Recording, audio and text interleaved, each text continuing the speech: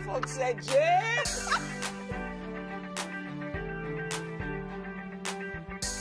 So welcome to Living Brave.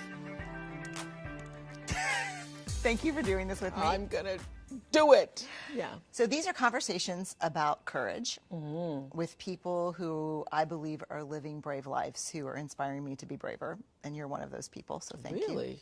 So we'll start with that. All right. We're going to start with a couple of words that are really important to me and really important in my work. Okay. Definition for me. Vulnerability is? Being willing to express the truth, no matter what. The truth of who you are, the essence at your core of what you're feeling in any given moment. It's being able to open up your soul and let it flow so that other people can see their soul in yours. So this is the first question. I'm getting ready to start crying, so I don't know that this is good. Okay. Yeah. Give me an example from your life. Give me a specific thing that feels really vulnerable for you still, after all of your experience. What's still vulnerable for you? Not professionally or personally. Weight. Discussing weight, not having conquered the whole weight struggle, figuring out what to eat next, what not to eat. The whole balancing what it means to be a strong, powerful woman in the world, juxtaposed, trying to control what you're eating. Yeah, that's still a vulnerable space for me. So I think when people, because we've done work together, people ask me a lot of questions about you, and they tell me the stories they've made up about you. Oh, yeah, really? Yeah, and they're, and I have stories too, but I've gotten to know you a little bit. And I know how dangerous stories are that we tell ourselves and about other people, especially when we're in comparison. I think people see you as someone who is fearless, who has no more fear, who has conquered it all. What do people not know about you in terms of struggles still to be brave? Are there still some struggles you have about being brave with your life? I've worked on the disease to please a lot. And as you've heard me say, that in 1989, I had a really big breakthrough with that, reading Gary Zukav's book on intention. So I started literally living an intentional life where I don't make any decisions unless I think about what is my true, pure motivation for doing it. Because I do recognize the law of cause and effect that says the intention informs even the cause, so that before you have an action, there is a reason for you taking that action. And the reason for the action is what's going to actually show up in your life on the other end. That's what's going to come back to you, that intention. So that helped me a lot with the disease to please, because I was always giving. And then I was always so thrown when people would come back and ask for more. And I couldn't understand why they were asking for more. Well, people ask for more because your reason for giving it is so that they think that you're nice. That's your real intention. Well, they do think you're nice. Ooh, this is hard to hear. Keep going. They do think you're nice, and that is why they keep coming back. They come back because you're the nice one. You're going to say yes when even you mean no. So you're the person I'm going to call to go pick up my kids when I can't or don't want to, because you're going to say yes even if you don't want to do it. So that's why people keep coming back, when your intention is not really clear. So that took a lot of fear away from me. But at least for me, a clarity of intention helped me live a more fearless life. I love that. So what if your intention is, I want to lead a brave life and not disappoint anyone? You cannot live a brave life without disappointing some people. I know that in my heart, but it sounds really important when you say it. Live a brave life without disappointing some people. Okay. But those people who get disappointed, it's really okay. Yeah. Because the people who really care for you, the people who are rooting for your rise, will not be disappointed. The only people who are disappointed are people who have their own agenda. Yeah. And their agenda is not aligned with your agenda. And that's how I make myself brave. I say, well, the people who really care about you, who want you, who are rooting for your rise, those people who are rooting for your rise, they're going to be okay when you say no. So let me ask you this question that's related. Very tough in this world that can seem very unforgiving, critical, mean-spirited sometimes even. You shut yourself off from all the feedback, and it's dangerous because you need some of it and you need to stay open and connected. But you open yourself up to everything, and it will kill you. It will make you less brave because some of it is just not helpful. Right. How do you, and I want a really specific answer, how do you stay open to meaningful feedback that can make you better as a leader at what you do, but also filter out the stuff that is just mean-spirited that will hurt you and take you down? Well, first of all, I never read any comments Okay. that are coming from negative people. If I start to read something and Just shut her down.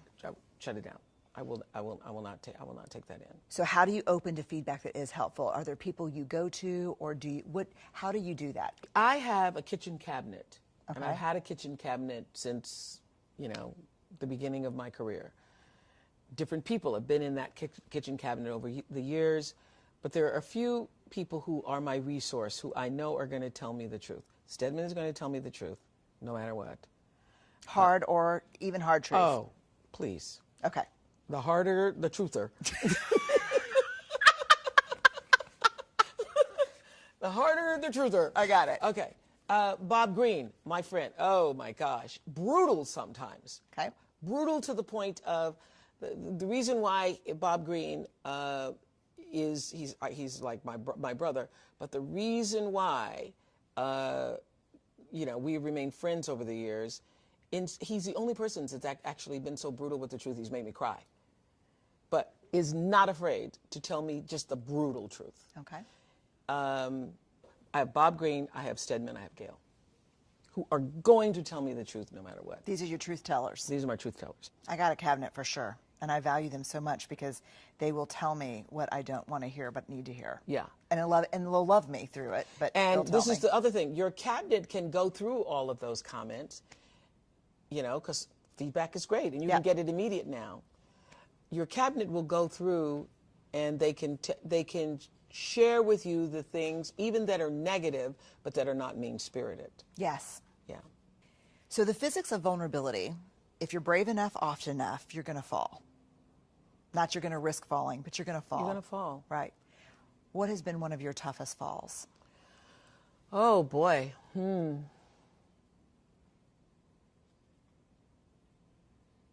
I would say starting out with this network was a tough fall.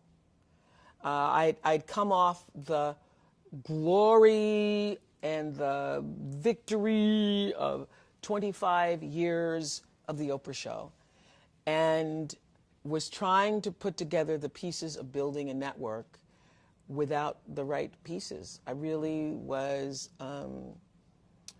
trusting other people's ideas about how to do it, and it wasn't until I had the good sense to bring in my own team of people whom I'd been working with for the past decade, that things start to actually fall into place for me. But that was a real bitter, talk about not reading comments. I had spent 25 years of, sometimes you get negative publicity, and certainly had the tabloids and all of that to deal with. But I had never dealt with what felt like vitriolic,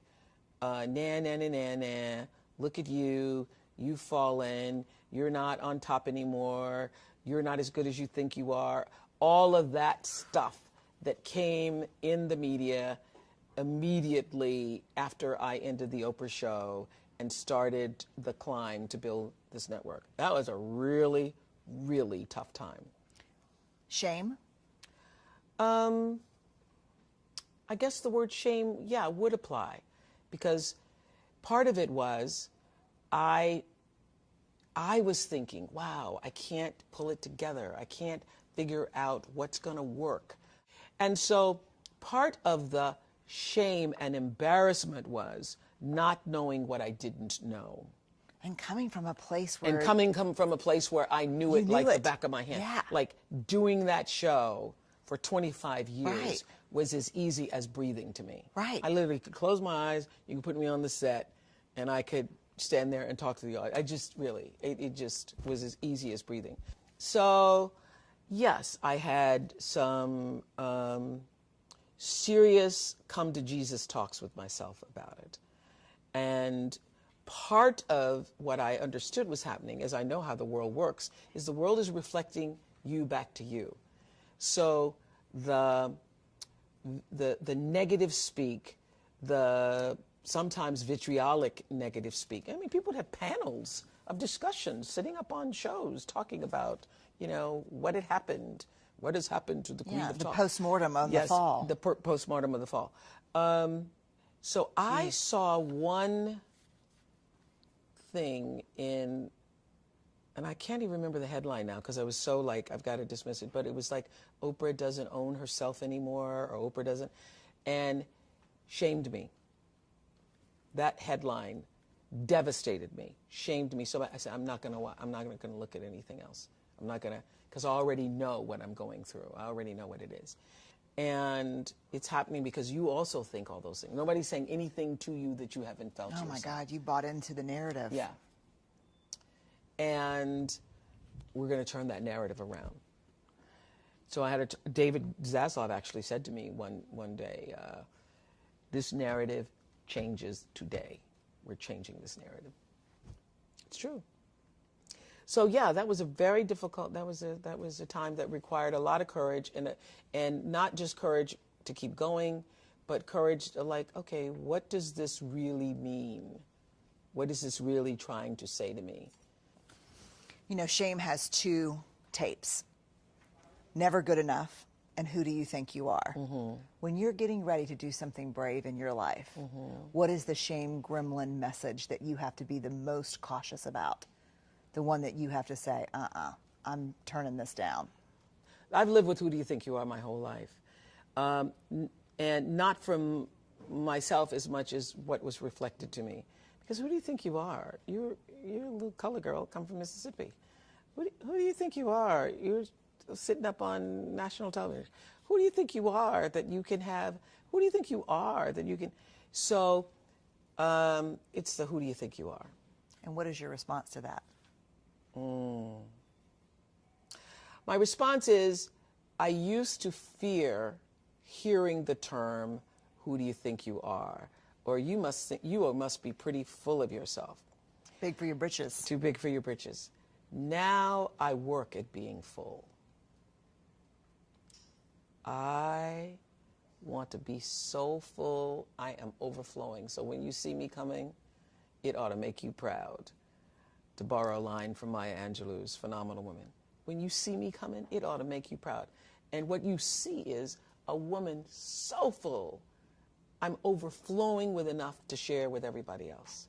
I'm going to own the fullness without ego, without arrogance, but with an amazing sense of gratitude that I've been born at a time where I am female on the planet, and I have the great pleasure and freedom to fill myself up. Amen. Amen. Amen. Amen to that. We're going to take a really sharp right turn. Mm-hmm. If you could put anything on a T-shirt, what would it be? It would be Love is the Cure. Love is the Cure. Love is the Cure. You have a soundtrack for your life. Tell me one song that would absolutely have to be on that soundtrack. Amazing Grace. Amazing Grace. Amazing. Do you have a favorite version? There is only, in my mind, one version. Wintley Phipps sang Amazing Grace on my front lawn in 2005 when I brought all the legends who had represented what it meant to be excellent in my childhood. So there was Maya Angelou and Coretta Scott King, and there was Dorothy Height, and there was Roberta Flack. There was Diana Ross, and there was Ruby Dee and Cicely Tyson, and Wintley Phipps sang Amazing Grace on my front lawn. Favorite room in your house? Well, first of all, I love my house. I love your house too. Okay, I love. I gotta okay, say. I gotta say. Oh my goodness, favorite room in my house. Oh God, I love this question. It makes me smile. Favorite room in my house is my bedroom, office, sitting room. That is where I spend the most time. First of all, there's light coming in, and usually I'm working from my desk, literally with my bare feet up on the desk. You know, that's my power position. Yeah. When I was filming The Color Purple, I had written, I still have the journal, in my journal that one day I really hope I have enough money to have a home with beautiful things in a beautiful surrounding that matches my beautiful spirit. I wrote that down in the summer of 1985. And there is the power of intention. And there is the power of intention. But having a home surrounded by beautiful things with, you know, that match my beautiful spirit. What's the best thing about being your age? Oh, gosh. The best thing about being my age is I have reached a point where I live in the space of awareness of the time that I might have remaining.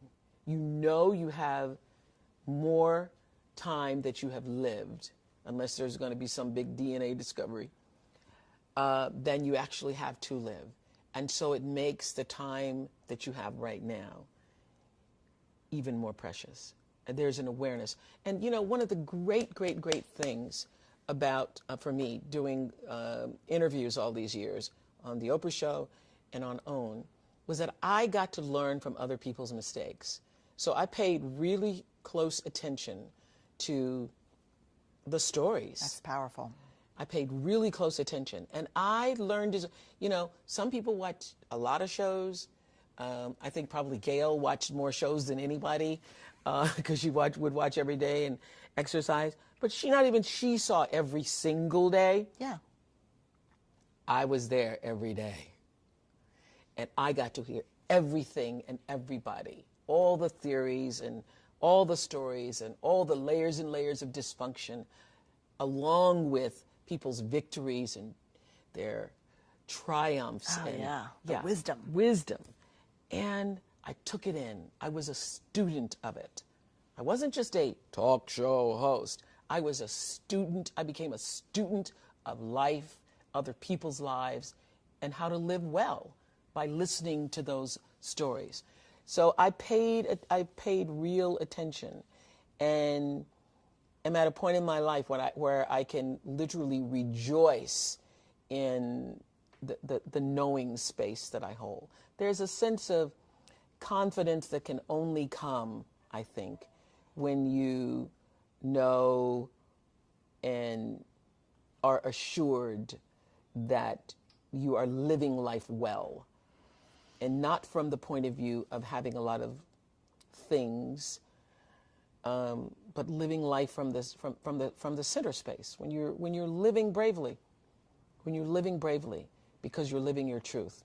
I mean, I really believe that we make up stories about other people's fearlessness, but there's not enough conversation about the falls and the hurt and the climb back up and the shame. And your show was one of the places where people had those conversations. Yeah, and it was during my show that I absolutely learned for sure, for myself, through other people's stories, that there really isn't any such thing as failure.